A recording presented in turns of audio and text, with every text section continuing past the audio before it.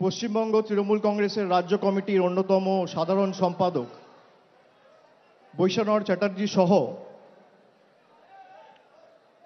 সভামঞ্চে উপবিষ্ট প্রত্যেক MP, MLA, মন্ত্রিসভার সদস্য, সর্বস্তরের নির্বাচিত জনপ্রতিনিধি, দলীয় পদাধিকারী, আমি সকলকে আমার কৃতজ্ঞতা, প্রণাম ও ধন্যবাদ জানাচ্ছি। সামনে অগণিত ছাত্র যুবর প্রতিনিধি, প্রতিভু যারা আজকের দিনে আমাদের নেত্রী মমতা বন্দ্যোপাধ্যায়ের বক্তব্য শুনবেন বলে বাংলার বিভিন্ন প্রান্ত থেকে এসে উপস্থিত হয়েছেন। আমি ফ্ল্যাগগুলো একটু নিচে নামানোর জন্য অনুরোধ করব, পিছনে যারা আছে তাদের দেখতে অসুবিধা হবে। যতদূর চোখ যাচ্ছে কালো মাথার মাথা, এবং আমি মনে করি 21শে জুলাইয়ের যে বৈশিষ্ট্য, যে প্রতিবার 21শে জুলাইয়ের ভিড় পরের বার 21শে জুলাইয়ের সমাবেশ ভাঙে, ছাত্র সমাবেশেরও বা 28শে অগস্টের এই সভার একই বৈশিষ্ট্য আমি গত 5-7 বছর ধরে লক্ষ্য করছি। গত বছর যে হারে বা যেভাবে এই গান্ধী মূর্তির পাদদেশে যে সংখ্যায় ছাত্র যুব প্রতিনিধিরা উপস্থিত হয়েছিল, আমি মনে করি আজকের সমাবেশ সর্বকালীন রেকর্ড ভেঙে দিয়েছে। যতদূর চোখ যাচ্ছে শিক্ষার প্রগতি, সংঘবদ্ধ জীবন এবং দেশপ্রেম। আমাদের সকলের দায়িত্ব, বিশেষ করে ছাত্র যুব সমাজের প্রতিনিধি যারা, মানুষের পাশে থাকা, আমাদের নেত্রীর লড়াই, সংগ্রাম, আন্দোলনকে পাথেয় এবং পথ চলার প্রেরণা করে লড়া।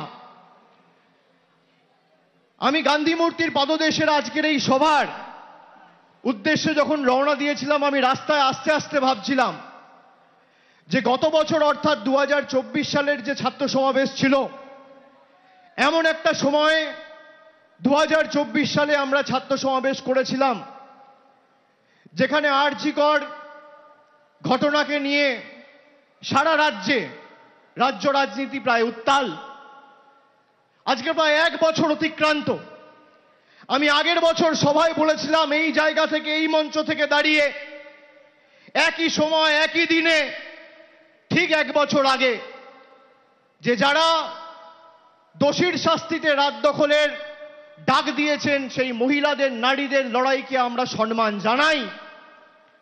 কিন্তু আজকে 1 বছরের বেশি হয়ে গেল, যেটা মমতা বন্দ্যোপাধ্যায় নেতৃত্বাধীন কলকাতা পুলিশ 24 ঘন্টার মধ্যে করেছে, সেটা নরেন্দ্র মোদীর অধীনে থাকা সিবিআই 1 বছর পার হয়ে গেছে কিছু করতে পারেনি, এটা প্রমাণিত।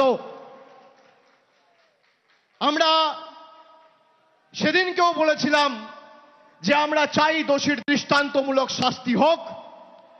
আমাদের রাজ্যের সরকার মন্ত্রিসভায় পাস করিয়ে, বিধানসভায় পাস করিয়ে অপরাজিতা বিল সেপ্টেম্বরের প্রথম সপ্তাহে রাজ্যপালের কাছে পাঠিয়েছিল, যাতে এরকম নরকীয় ঘটনার কোনো পুনরাবৃত্তি বাংলা সহ দেশের কোনো মাটিতে না ঘটে। আজকে 1 বছর হয়ে গেছে, সেই অপরাজিতা বিল বিজেপি বা আমাদের রাজ্যের রাজ্যপাল এবং রাজ্যপাল রাষ্ট্রপতির কাছে পাঠানোর পরেও সেই বিলে তার অনুমোদন এখনো পাওয়া যায়নি। যারা সেদিন রাস্তায় নেমে এই ঘটনার প্রতিবাদ করেছিল, তাদের উদ্দেশ্য শুধু দোষী শাস্তি পাক নয়, তাদের উদ্দেশ্য ছিল গরিব মানুষের যে স্বার্থে যে স্বাস্থ্য ব্যবস্থা মমতা ব্যানার্জির সরকার 2011 থেকে করেছে, সেই স্বাস্থ্য ব্যবস্থাকে চূর্ণ বিচূর্ণ করে ভেঙে ফেলা। না হলে আজকে সেই সিপিএম আর কংগ্রেস আর বিজেপির বন্ধুদের আওয়াজ অপরাজিতা বিল নিয়ে উঠছে না কেন? তারা কেন রাস্তায় আন্দোলন করে মিটিং মিছিল করছে না যে এই বিল অবিলম্বে কেন্দ্র সরকারকে পাস করতে হবে? আপনারা বলুন তো, আপনারা অপরাজিতা বিল পাস হয় তার পক্ষে না বিপক্ষে? হাত তুলে বলুন। আপনারা চান এই বাংলায় যে ঘটনা ঘটেছে এবং তৎক্ষণাৎ 1 মাসের মধ্যে আমাদের রাজ্য সরকার যে অপরাজিতা অ্যান্টি রেপ বিল বিধানসভায় পাশ করিয়ে রাজ্যপালের মারফত রাষ্ট্রপতির কাছে পাঠিয়েছে, সেটা পাস হওয়া উচিত কি না উচিত? হাত তুলে বলুন, সবাই হাত তুলে বলুন, উচিত কি না উচিত? আপনারা এলাকায় বলবেন না যে এই বিলকে আটকে রেখেছে? বলবেন না? বলবেন না? বলবেন না? যারা এসআইআর করে আমাদের মৌলিক অধিকার কেড়ে নিতে চাইছে তাদের বিরুদ্ধে ছাত্র যুব রাস্তায় নামবে না? যারা আমার ভোটের অধিকার আমার কেড়ে নিতে চাইছে তাদেরকে বাংলা আগামী 26 সালে যোগ্য জবাব দেবে না? আগে আমরা কি দেখতাম, ভারত স্বাধীন হওয়ার পরে যে বিপ্লবী স্বাধীনতা সংগ্রামীরা আমাদের দেশের স্বাধীনতার জন্য প্রাণ দিয়েছিল, আমাদের দেশের স্বাধীনতার জন্য লড়াই করেছিল, পরবর্তী ক্ষেত্রে বাবা সাহেব আম্বেদকরের নেতৃত্বে এবং তার হাতে যে সংবিধান তৈরি হয় সেই সংবিধান প্রত্যেকটা ভারতীয়কে তার মৌলিক অধিকার দিয়েছে। আজকে ভারতীয় জনতা পার্টির সরকার সেই মৌলিক অধিকার কেড়ে নিতে চাইছে। আগে আমরা কি দেখতাম, যে ভারতবর্ষ জুড়ে সাধারণ মানুষ নিজের ভোটাধিকার প্রয়োগ করে পছন্দের সরকার নির্বাচিত করত বা বাঁচত।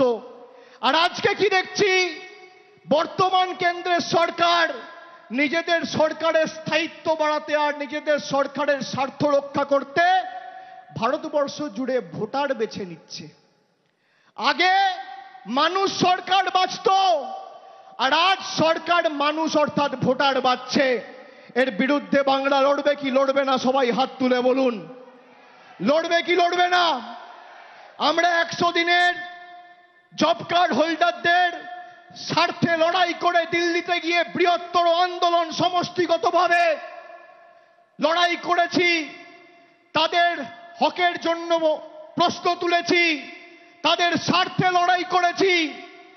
আমাদের মহিলা সাংসদ, বিশেষ করে এসসি এসটি ওবিসি জনজাতি মূলবাসী তপশিলি জাতি উপজাতি প্রতিনিধিদের চুলের মুঠি ধরে ছেঁচড়াতে ছেঁচড়াতে টানতে টানতে দিল্লির কৃষি ভবন থেকে অমিত শাহর স্বরাষ্ট্র মন্ত্রকের অধীনে থাকা দিল্লি পুলিশ বার করেছিল। আমরা মাথা নত করিনি। আমরা হয়তো দিল্লি থেকে টাকা আনতে পারিনি, কিন্তু আমাদের নেত্রী মমতা বন্দ্যোপাধ্যায় এবং মামাটি মানুষের সরকারের মুখ্যমন্ত্রী 69 লক্ষ জব কার্ড হোল্ডারকে তার বকেয়া পাওনা মিটিয়ে ডাইরেক্ট ব্যাংক ট্রান্সফার করে তাদের অ্যাকাউন্টে টাকা পৌঁছে দিয়েছে। আমরা যদি 69 লক্ষ জব কার্ড হোল্ডারের স্বার্থে লড়াই করতে পারি, তাহলে 10 কোটি বঙ্গবাসীকে যারা বাংলাদেশি বলেছে তাদের যোগ্য জবাব দিতে এবং প্রতিশোধের রাজনীতি তুলতে গণতান্ত্রিকভাবে সমষ্টিগতভাবে পথে লড়াইয়ের আন্দোলনের রাস্তাও বেছে নেব। বিজেপির বন্ধুদের আজকেই 28-এর মঞ্চ থেকে হুঁশিয়ারি করে দিয়ে যাচ্ছি।